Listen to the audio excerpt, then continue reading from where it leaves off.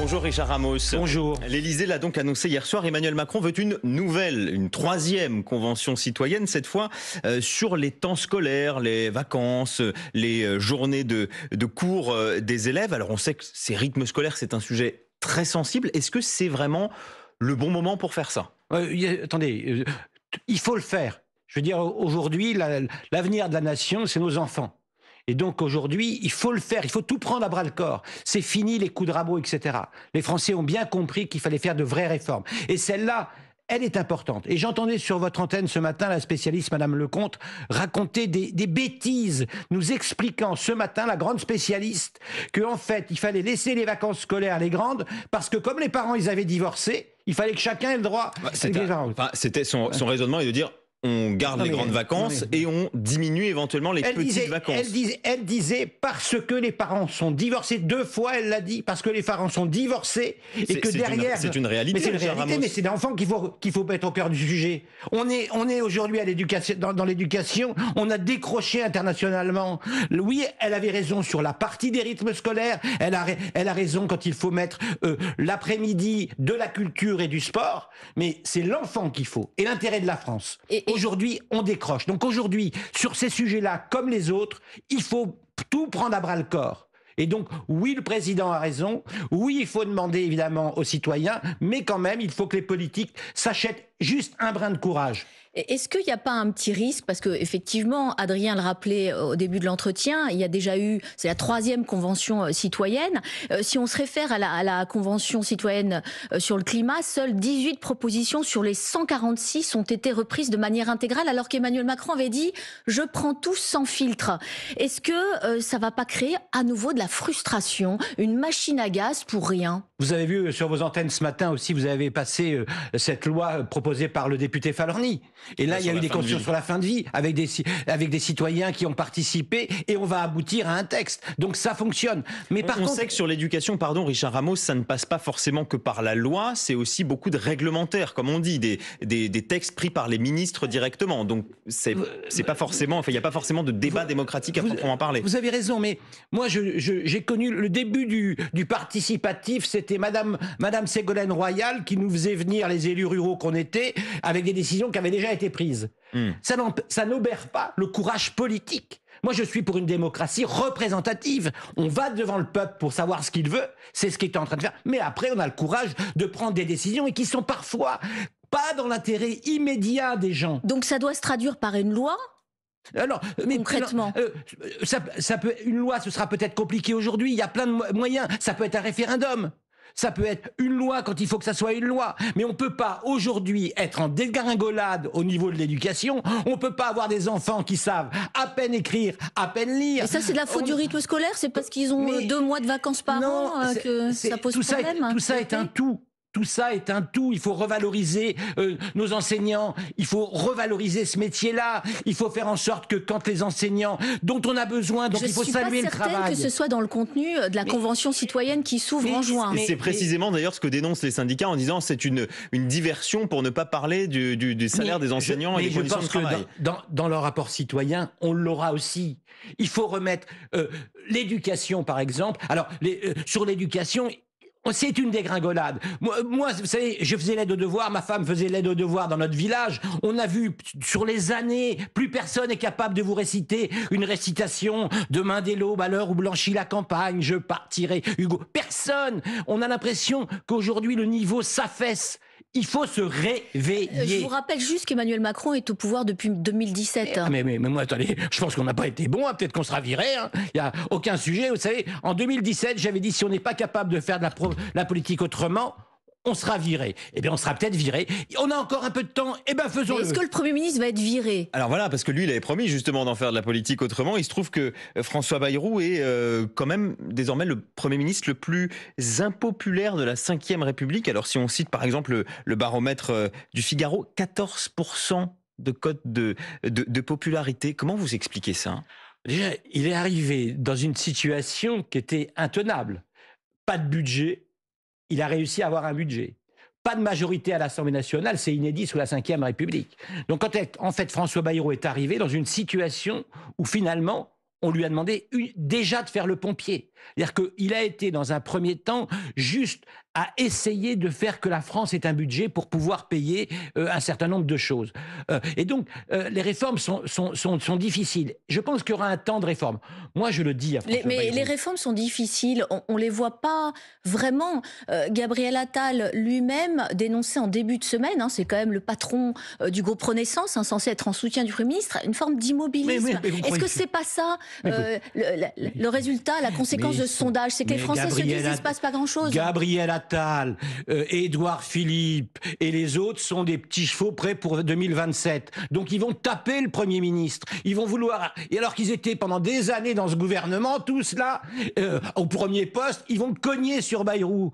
Plus Bayrou réussira, plus ils cogneront. Et comme ils veulent pas avoir le bilan, ils continueront à cogner Gabriel Attal comme Édouard Philippe. C'est écrit d'avance, cette affaire-là. François Bayrou, aujourd'hui, n'a plus d'enjeu personnel. Il doit proposer à la France un budget qui est un budget de rigueur. Et il doit dire aux Français... Vous allez jusque-là, de rigueur. Un budget de rigueur. Et il doit dire aux Français, comme il l'avait fait, vous avez rappelé qu'en 2007, c'était le premier à mettre la dette française sur la table. Il doit dire, moi, le budget de rigueur, sinon on ne s'en sort pas. Enfin, lui, il dit pas ce mot-là. Mais moi, je le dis. Voilà. Est-ce qu'il aura le courage politique? C'est ça. Surtout? Est-ce que François Bayrou aura le courage? Je lui souhaite d'avoir le courage, comme il l'avait en 2007, de dire je vous fais un budget de rigueur. Si vous voulez pas de moi, eh bien sortez-moi. Parce qu'il a rien à perdre, en fait. C'est ça que vous dites. Il a rien à perdre. Il veut. François Bayrou est un amoureux de la France. Un amoureux de la France. Depuis 2007, il se bat pour la France. Là, il est en responsabilité. Il a fait ce que personne n'a réussi.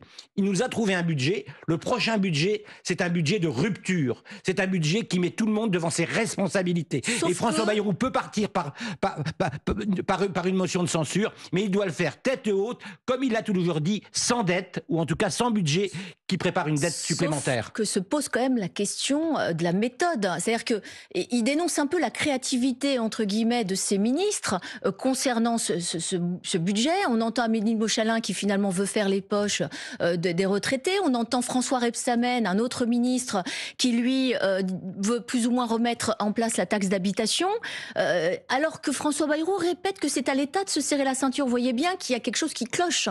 Mais oui, mais on a toujours ces mauvaises habitudes de vouloir mettre des coups de rabot et prendre dans les poches des Français. François Bayrou doit faire en sorte que le budget de l'État dégraisse cette espèce, on l'avait dit, de l'éducation nationale avec M. Alex, ce mammouth, etc.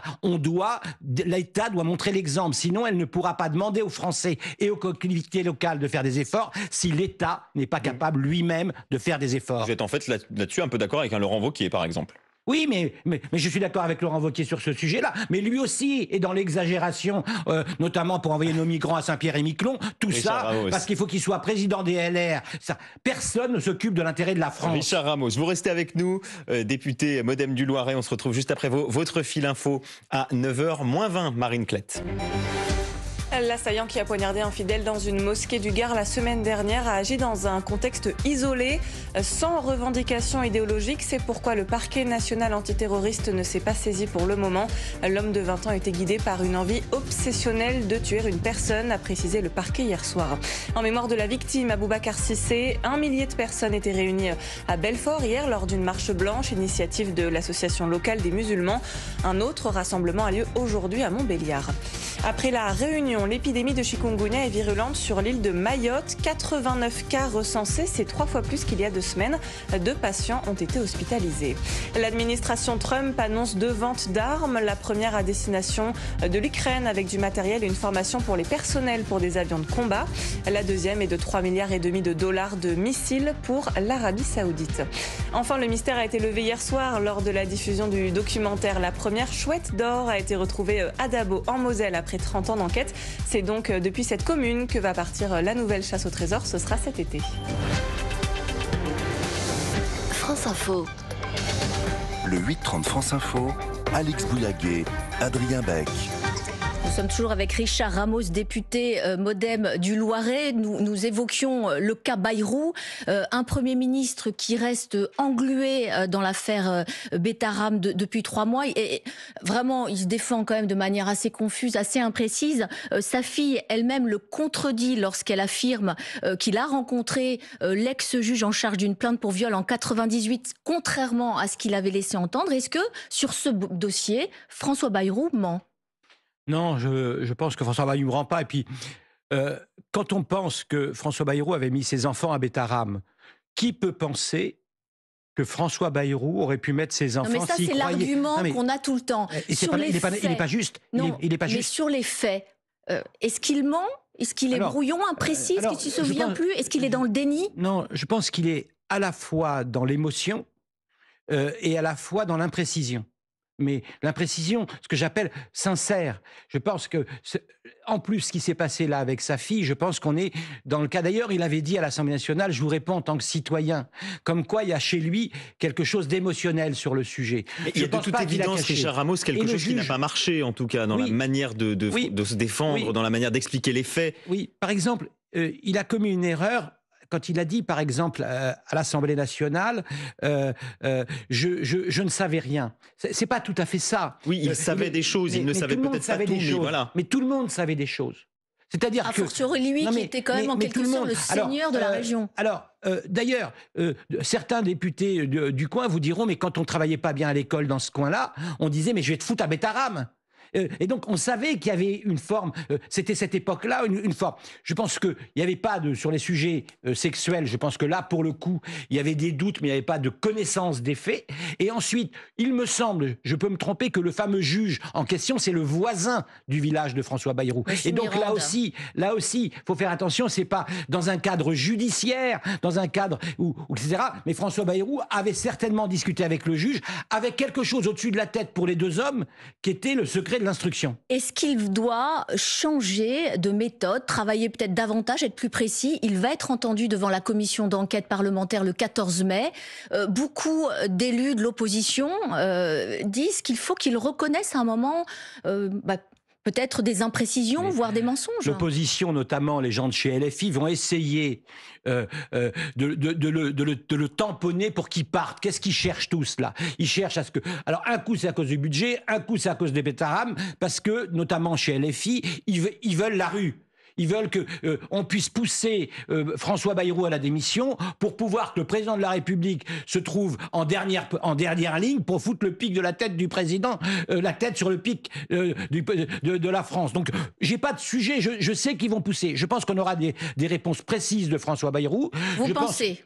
Je le pense. Je pense que là, pour le coup, quand je dis il est préparé, il va dire des choses plus précises, même si, évidemment, il y a des choses qui redatent d'il y a 30 ans, c'est des fois un peu loin. Mais c'était, comme moi, c'est en circonscription, tous, à Orléans, moi à Blois, j'étais à Blois, je suis né dans une cité, à mes frères qui étaient plus grands que moi, on leur disait, je vais te mettre à Saint-Charles. D'accord ? Et on en a mis un de mes frères à Vous dites que c'est un problème systémique sur les établissements privés catholiques ? Ah oui, c'était un problème systémique.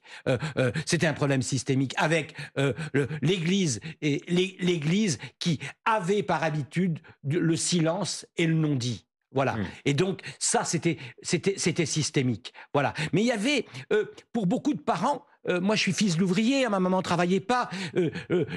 S'ils pouvaient nous avoir mis à Saint-Charles alors qu'on savait que c'était très dur à Blois, c'était comme si c'était parce qu'on allait nous faire travailler. C'était une époque. Et mon père, quand mon frère venait en disant qu'il s'était fait tirer les cheveux, etc., mon père disait à mon frère, t'as qu'à mieux travailler à l'école. C'est-à-dire, c'était une époque, voilà. Je parle pas des violences sexuelles, voilà, et je passe pas non plus des violences physiques comme tabasser quelqu'un.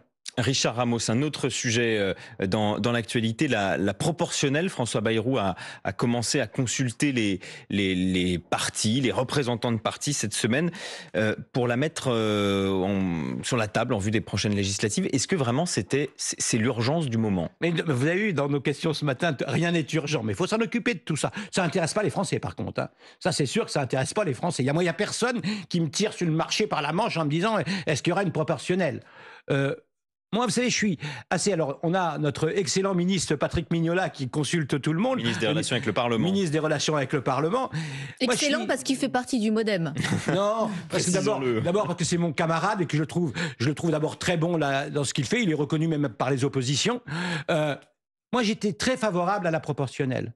Et aujourd'hui, je suis très réservé. Ah bon? Oui. Et puis, je suis MoDem, hein. Oui, vous êtes un parti historiquement favorable à la proportionnelle. Historiquement, moi, né à Blois, mon parrain sur les fonds baptismaux. Alors dites-nous pourquoi vous êtes réservé. Parce que il faut pas qu'on donne le pouvoir aux partis politiques et aux apparatchiks. Ça existait. Comment votre réflexion a évolué? Parce que cette équation-là, elle était déjà posée il y a 10 ans. Pardon, je la voyais de loin, pardon. Moi, j'étais un petit élu rural, pardon. Moi, je suis un petit gueux de la campagne. Nous, on était des gaziers qui allions s'occuper, de trouver le stage pour le gamin. On était des élus ruraux. J'avais pas cette connaissance qui, au bout de 7 ans comme député... Elle vous a fait dire quoi, cette connaissance, alors? Vous avez l'impression aujourd'hui que elle me fait dire que l'Assemblée est aux mains des partis, déjà? Elle l'est, mais elle pourrait ne pas l'être parce qu'il y a beaucoup plus de transpartisans avec l'obligation du transpartisan.